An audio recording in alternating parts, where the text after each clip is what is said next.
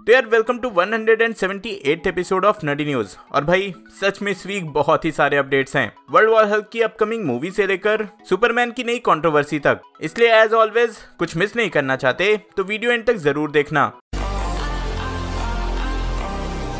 तो स्टार्ट करते हैं इटर्नल से, क्योंकि लास्ट वीक ही इसका प्रीमियर हुआ है, जिसमें कई सारे क्रिटिक्स को, मूवी के कास्ट को ये मूवी ऑलरेडी दिखा दी गई है। अगर फर्स्ट रिएक्शन की बात करें तो सबको ये मूवी बहुत पसंद आ रही है। सब इसकी स्टोरी टेलिंग, परफॉर्मेंस, विजुअल्स ये सबको अप्रिशिएट कर रहे हैं। पर हाँ, हम लोगों को नेक्स्ट मंथ 4th या 5th तक का वेट करना होगा ये मूवी देखने के लिए। वैसे आपको पता होगा ही कि इटर्नल्स में एक्टर हरीश पटेल भी हैं और उनको इस मूवी के प्रीमियर पे बुलाया भी गया था, जिसके लिए वो यूएसए पहुंच भी गए थे। लेकिन हाँ, वो कोविड पॉजिटिव हो गए, जिसके वजह से प्रीमियर अटेंड नहीं कर पाए।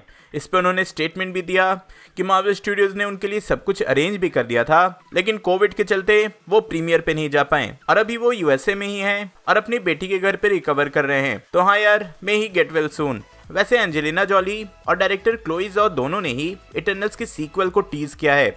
तो हाँ, हो सकता है इन फ्यूचर हमें इटर्नल्स का सेकंड पार्ट भी देखने को मिले। पर यार अभी के लिए फर्स्ट मूवी ही एंजॉय करो। देन रिसेंटली इटर्नल्स का नया प्रोमो रिलीज किया गया था, जिसमें कि एक बच्चे ने सुपरमैन को भी मेंशन किया है। और यार इससे ये कंफर्म हो जाता है कि मार्वल सिनेमैटिक यूनिवर्स में भी सुपरमैन एग्जिस्ट करता है। अब क्या पता यार, उन्होंने मेंशन तो कर दिया, मे बी उसके एग्जिस्टेंस का रीजन मल्टीवर्स हो या कुछ और। वैसे इसी पे डायरेक्टर क्लोई जॉ ने भी कुछ बोला है। उन्होंने बोला कि बैटमैन और सुपरमैन दोनों की ईस्टर एग इटर्नल्स में हमें देखने को मिलेंगे। आगे एक्सप्लेन करते हुए उन्होंने बोला कि यहाँ वो एक स्टोरी शेयर कर रही हैं और डीसी के इतने एपिक कैरेक्टर्स को मेंशन करके एक तरह से उन्होंने ट्रिब्यूट दिया है। उनका एग्जैक्ट स्टेटमेंट यही था कि आखिर कौन ही होगा जिसको सुपरमैन और बैटमैन पसंद नहीं है। तो इस पे आपके क्या रिएक्शन है, कमेंट में जरूर बताना। आगे बढ़ते हैं डीसी के कुछ कंट्रोवर्सीज पे, क्योंकि यहाँ सिर्फ एक कंट्रोवर्सी नहीं है बल्कि मल्टीपल कंट्रोवर्सीज आ चुके हैं। सबसे पहले तो रिसेंटली इनजस्टिस मूवी रिलीज हुई है, जो कि एक एनिमेटेड मूवी है और इसका एक क्लिप वायरल हो रहा है, जिसमें आप सुपरमैन को कश्मीर में देखते हो, इसे एक डिस्प्यूटेड लैंड बोलते हुए, और यहाँ वो मिलिट्री इक्विपमेंट्स डिस्ट्रॉय कर रहा होता है।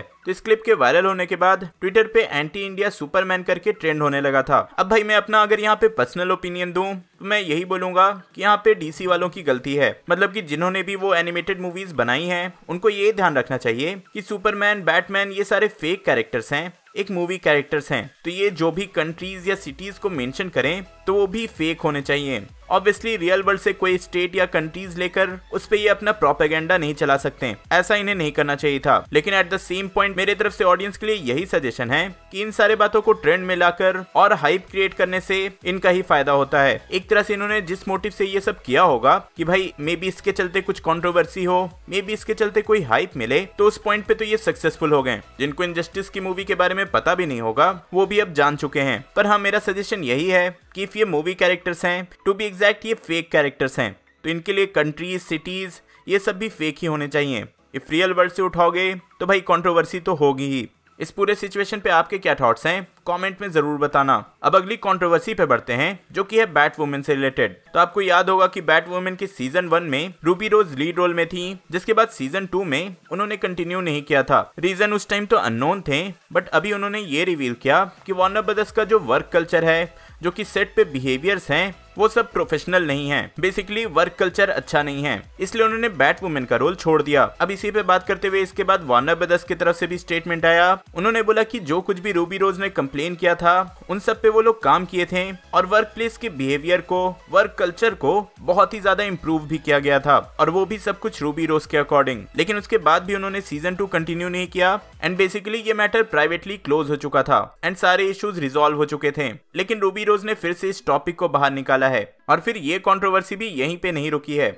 इसके बाद बैट वुमेन की एक्स प्रोडक्शन असिस्टेंट, जो कि अब बैट वुमेन पे काम नहीं कर रही हैं, उन्होंने भी रूबी रोज के अगेंस्ट कुछ स्टेटमेंट दिया है। उनके अकॉर्डिंग रूबी रोज का सेट पे बिहेवियर अच्छा नहीं होता था। तो हाँ यार, अभी सब एक दूसरे पे ब्लेम ही कर रहे हैं। सच क्या है मुझे नहीं लगता कि पता चलने वाला है। वैसे वार्नर ब्रदर्स की मूवीज के सेट पे कैसा वर्क कल्चर होता है ये पहली जस्टिस लीग के टाइम पता चल चुका था, और इसी पे रिसेंटली गैल गैडोट ने फिर से बात किया। उन्होंने फिर से अपने स्टेटमेंट में जॉश व्हीडन को खींचा और बोला कि कैसे जॉश व्हीडन सेट पे रूडली उनसे बात किया करते थे, कैसे उन्होंने गैल गैडोट को धमकी दी थी कि वो उनका करियर खत्म कर देंगे। तो हाँ यार, ये सारी कंट्रोवर्सी अभी वार्नर ब्रदर्स के अंदर चल रही है। अब चलो डीसी से इतने अपडेट्स आ ही रहे हैं, तो एक और अपडेट इससे है कि जो इस साल का डीसी फैंडम हुआ वो पिछले बार से भी ज्यादा सक्सेसफुल रहा। पिछले बार के डीसी फैंडम को टोटल 22 मिलियन व्यूज आए थे, वहीं इस बार के फैंडम को टोटल 66 मिलियन व्यूज आए हैं। तो हाँ यार, ये एक्सपेक्टेड से ज्यादा सही रहा। नेक्स्ट आते हैं guardians of the Galaxy volume 3 पे। तो वॉल्यूम 3 के सेट से क्रिस प्रैट ने ये फोटो शेयर किया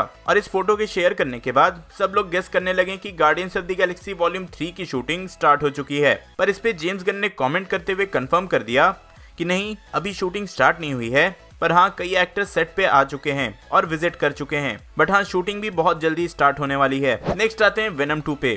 तो वेनम 2 में क्या चल रहा है ये तो सब आप लोग जानते ही हो। और रिसेंटली टॉम हार्डी ने इंस्टाग्राम पे ये फोटो भी शेयर किया था, लेकिन 2 घंटे के बाद ही उन्होंने ये फोटो डिलीट भी कर दिया। तो हाँ, ये कंफर्म समझो कुछ तो जरूर पक रहा है। अब यहाँ स्पाइडरमैन की बात हो ही गई है तो नो वे होम पे आ जाते हैं। तो एम्पायर मैगजीन की तरफ से 2 नए कवर फोटोज रिलीज किए गए स्पाइडरमैन नो वे होम के। एक में आप प्रॉपरली स्पाइडरमैन को ब्लैक एंड रेड सूट में देख सकते हो एंड ऑब्वियसली देखकर ही पता चल रहा है कि ये एक नया सूट है। और इसके बैकग्राउंड में आप सारे टीज भी देख सकते हो कि कैसे यहाँ डॉक्टर ऑक्टोपस है, इलेक्ट्रो है, इवन डॉक्टर स्ट्रेंज का मिरर डायमेंशन भी है एंड और भी बहुत सारे हिडन डिटेल्स। इसी के साथ सेकंड कवर मैगजीन और भी ज्यादा ऑसम है, इसमें और भी कई ज्यादा ईस्टर एग हैं। अब देखो, मैं सारे डिटेल्स यहाँ नहीं दूंगा, मैं ये काम तुम लोग को देता हूँ। जितने भी ईस्टर एग इसमें आपको दिख रहे हैं, जितने भी रेफरेंसेस आपको दिख रहे हैं, कमेंट में जरूर बताना यार। देखते हैं कौन सब कुछ ढूंढ पाता है। वैसे इन पोस्टर्स के साथ मूवी के 2 नए स्टिल फोटोज भी रिलीज किए गए जो कि आप अभी स्क्रीन पे देख रहे हो। और एम्पायर मैगजीन से ही इंटरव्यू में डायरेक्टर जॉन वॉट्स ने बोला है